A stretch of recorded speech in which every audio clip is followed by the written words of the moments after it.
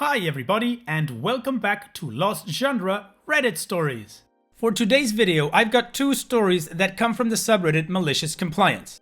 The first one is more relationship oriented than the second one, but the second one it's still a good story and it does have a really cool ending. I really enjoyed reading them, so I hope you enjoyed listening to them. Now let's get started. This one's from user AccountsMonkey. Girlfriend wants our dates to be by appointment only. I've been dating this girl for some time now, and our time together on weekdays is rather spontaneous and casual. After work, I'd call her to find out where she is and whether she had time for me. Then I'd go to her to spend time fooling around at her rental apartment, go for dinner together, grocery shopping, etc. There were never any complaints about this from her, until one day when we got into an argument about an unrelated matter. She accuses me of having no respect for her and her time because I always call her at the last minute and expect her to make time for me. She declares that I'm causing her a lot of inconveniences because she can never make any plans on weekday evenings, since she doesn't know if I have time for her on any given weekday. Going forward, she's going to reject all plans that weren't made at least 24 hours in advance. She's a busy girl after all. I was shocked. This was never my intention. The nature of my work means that I have to do an unknown amount of overtime every day.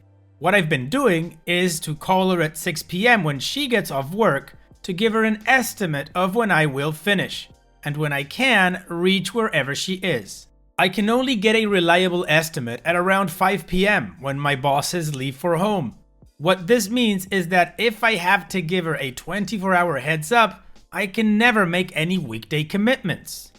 So I appeal to her with the argument that she doesn't have to keep her weekday evenings free for me. She can go ahead and make her own plans and just turn me down if she already has something else scheduled.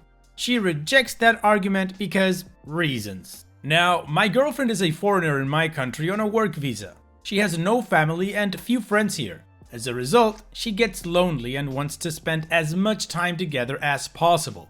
Under my previous method of meeting her spontaneously, I can be with her 4 weekdays every week on average. If I'm required to give her 24-hour advance notice, I can meet her nil weekdays every week. So that's exactly what I did. The day after, I made no plans with her. I let her know when I'm off work, then told her I'm going home. I didn't make plans for her for the next day either. I can tell she's angry because she's giving very curt replies to my attempts at small talk, but I don't care. I went straight home and gamed for the first time in 6 months. It was glorious. I used to be a hardcore gamer, but had to give it up because she required a lot of attention. This went on for a few days, until Saturday finally arrives. I paid for my act of defiance dearly that weekend, but she rescinded the stupid rule and we were back to how we were before by the following week. OP's edit. Our relationship works on the assumption that we meet every day. I have been messaging her about our plans for the night like clockwork every workday at 6 p.m. for the past year, 6 months at the time of the story. If I messaged her stating that I had no overtime but wasn't going to meet her anyway, she flies off the handle because that means I already made a conscious decision not to see her that day but didn't bother to tell her. Yes, that happened once, early in the relationship. I own that mistake and never made it again. I only tell her in advance if I can't see her on any given day, since this rarely happens. Otherwise, a meeting is assumed, though the actual time is anyone's guess. But sure, since a lot of Redditors are saying that I need to tell her every day whether I'm going to see her the next day, I suppose I can start letting her know, though I still don't see the logic and reasoning behind it. Edit 2. Holy crap, the number of Reddit love gurus who insist that one or both of us are abusive are too damn high. The problem is already resolved. This incident happened 6 months ago. She admitted that she was being unreasonable and rescinded the rule. I paid dearly that weekend because the way I handled it was poor. This particular issue did not become a problem again. Well, the way I see it is, which of these two is a bigger blockhead? I mean, the girlfriend clearly had some frustrations with the way things were going in the sense that it was never a sure thing if they were gonna meet or not, and, setting up that weird 24-hour rule. and OP handled it in the worst way possible. Now, the good thing is that they both admit that they were wrong. I would have handled it a little bit different. Let's assume that given the unknown overtime, I would never leave work later than 9 p.m. I would tell my girlfriend, okay, since you want 24-hour notice and I can't give you that, let's just assume we'll meet at 9 p.m. That's it.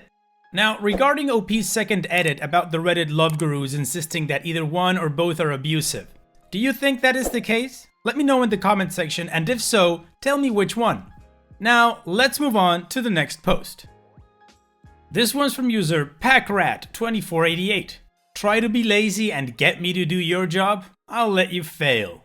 This happened 2 decades ago. Some background. My first job was at a fast food chain. I worked hard, impressed the store manager, and got myself promoted. At the time, I was still 17, so I was promoted to team leader, with implication that I would get promoted further when I was older. I was still in high school, so I worked the evening shift, which started at 4 and ended at 12. The evening manager was a good guy who also worked hard and as a result had gotten promoted to a store manager position at a different location. Since they needed a manager and I wasn't old enough, they hired a new manager who I'll call Karen. So Karen is hired and starts shadowing the current night manager, learning the ropes. After 2 weeks, he departs and she is now set to take over. That's where this story really starts. I normally get in around 30 minutes early. One of my responsibilities is to make a position chart, which tells the worker where they are working that night. I need to hand it off to the manager for approval before posting it. As I arrive, I notice one of our night shift workers is already there. We'll call her Jen. She is sitting in the lobby crying and being consoled by other employees. I always found her to be a bit manic, but she was a nice girl. She had a rough home life, so I didn't hold it against her. Come to find out, she had just had a large fight with her mother, which ended with her getting kicked out. So she is effectively homeless. Good reason to be upset. I ask her if she needs the night off. She says no, she needs the money. I can't disagree and head off to get started. For the night shift, the night manager typically runs the drive-thru register after day shift leaves. There are a few reasons for this. First, this means that the manager has control over the drawer and money for the entire night. This eliminates the possibility of employees having short drawers. Second, this also puts the manager as the person interacting with the customers. I lived in a college town, so drunken guys drove through all the time and just want to chat up the pretty face behind the register. Third, it gives the manager the least amount of responsibilities as far as cleanup. So, given what I know now, I make a position chart and place Karen on the register and Jen on a fryer where she can get help if she can't focus. I walked to the office to hand off the chart to night manager and was surprised that he wasn't there. He normally is in at least an hour before shift to make sure everything is ready. That's when I remember this will be Karen's first night alone. I groan inwardly, this is gonna be a trial by fire kind of night. The day manager is there but no sign of Karen. It's now 10 minutes to shift and even day manager is wondering what's up. I fill day manager in about Jen, show her the chart and ask if it looks good. She agrees, and I said I'll post it for now and Karen can sign it when she gets in. I had just finished posting the position chart when Karen shows up looking frazzled. She heads for the office without a word to anyone. Meanwhile, people start getting into position and ready for the shift. A few minutes later, Karen walks up, pulls my position chart and replaces it with a new one. Again, she walks off without a word. According to the new position chart, Jen is working the drive-thru and Karen is working nothing. Her name isn't there. She has another employee working 2 positions and the whole shift working effectively 1 person short. What the F? I head to the office where Karen and day manager are talking and ask for some clarification. I say that there must be some mistake and Karen goes, "No, that's right." To which I reply, "But you're not in a position and worker is working 2 positions." And Karen says, "Well, how am I supposed to be in charge if I'm in a position?" Day shift manager and I just stare at her blankly, and then the day shift manager tells Karen that she has to be in position, that she's accounted for in the labor calculations. Karen replies, "Well, I have 6 years of management experience and I have never needed to fill a position to get the job done. Things are gonna change around here. We do things my way now. Now, she just spent the last 2 weeks shadowing a manager that walked her through every step of the job. She knows she should be in position and why. This shouldn't even be a question. She just wants to spend the shift sitting in the office and everyone knows it. At this point, day shift manager and I are sharing horrified glances at each other. I tell Karen that she'll need to go get people moved around if that's what she wants because it's her plan. She gives an exasperated sigh and heads that way. I turn to day shift and plead with her to call the store manager and let her know what's going on. She agrees. I head back to the line and start working. After a short time later, day shift pulls me aside and says that the store manager said it is Karen's shift. She is in charge. She makes the decisions. Then she leaves for the night. The shift proceeds to implode in spectacular fashion. Less than an hour in, the employee working 2 positions is so far in the weeds that orders are taking 3 times as long to get out. The drive-thru is backed up and the guys stuck at the window waiting are trying to flirt with Jen, who is having none of it and getting more annoyed by the minute. As the wait gets longer and longer, the people are becoming more and more irritated as they get to the window and they are taking it out on Jen. Things are starting to get out of hand and Karen is nowhere to be seen. I go to the office to let her know we need help and find her watching a portable TV. I start to tell her what's going on and she cuts me off. She tells me to get back on the line, do my job and stop bothering her. I was about to try and explain when I just thought, you know what, screw that. Cue malicious compliance. I turned, walked back to the line and watched the situation unfold. 30 minutes later, a car at the window is giving Jen an earful about how long she has been waiting. She calls her worthless and Jen goes off. She takes the large strawberry milkshake next to her, chucks it at the lady and calls her a fat ugly C. The lady and the inside of her car are covered in pink goo. Everything went silent. You could hear a pin drop. Then the lady starts screaming. Jen closes the window on her and walks calmly to the back. The lady peels around the front and comes in the front door screaming for a manager. I go and knock on the office door. Karen appears looking angry and annoyed. She tries to snap at me, but I tell her she has a customer at the front asking for the manager. Karen rolls her eyes and heads towards the front, oblivious to the crapstorm that is waiting. I went and found Jen huddled in the back crying again. I tell her to get herself together and head back to the front when she is ready. I head to the line where the now purple-faced lady is screaming at Karen about dry cleaning and upholstery cleaning and I want that girl fired. At this point, I can see that Karen has finally realized that things have gotten way out of control.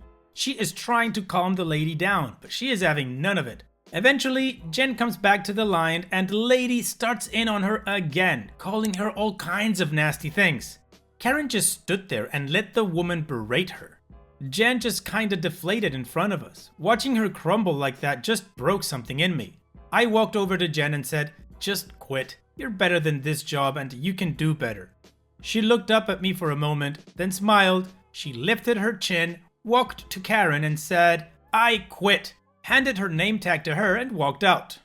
Karen started apologizing to the lady, who now seemed slightly mollified. Then, Karen started bad-mouthing Jen to her, saying how she was a terrible employee and how we were all happy she was gone. That's when I decided I was better than that job too. I looked at Karen and said, "The only terrible employee here is you." And I walked out. 2 other employees walked out right behind me. We all met with Jen in the parking lot and went to an IHOP where we sat and speculated on how Karen was getting along. Jen told me that was the first time in her life anyone had ever stood up for her. The next day, I got a call from the store manager asking for an explanation. Apparently, Karen had struggled the entire night with service. Afterwards, she had been there most of the night trying to clean and prep for day shift and had done a piss-poor job. The story she had given the store manager was that Jen and I had planned everything with the intent to set her up because we didn't like her and wanted to see her fail. Karen had basically blamed the whole incident on Jen and I. The store manager told me she was investigating to get all sides of the story, so I told her. A few hours later, she called again and informed me that Karen was no longer employed and asked if I would be coming in that night. I asked if Jen was getting her job back. She said no. The whole shake debacle wasn't something she could overlook. I said then my answer is no. She was surprised. She tried to negotiate with me. I told her my price was Jen getting her job back. She said she couldn't do that. And that was that. If you're wondering how Jen turned out, I married her. We are very happy and have 4 children. OP's edit. Wow, just wow. I wrote this while I was on break at work, so a few upvotes and then drove home. And now it's just gone crazy. I tried to thank as many people as I could, but I know I missed some. I showed it to my wife when I got home. I thought she might cry, but she didn't. She says it was one of her darkest days, but it ended up being one of the best of her life. OP, I really enjoyed your story, particularly for 2 reasons. The first one is the fact that you and Jen ended up together, are married and have 4 kids. I thought that was really cool and a great happy ending to this story. The second reason is because my pettiness really enjoys when people like Karen get their comeuppance. And this just proves that there is a difference between a boss and a leader. It really bothered me when she said, I have 6 years of managing experience, blah blah blah. Who cares? That doesn't mean you're good at it.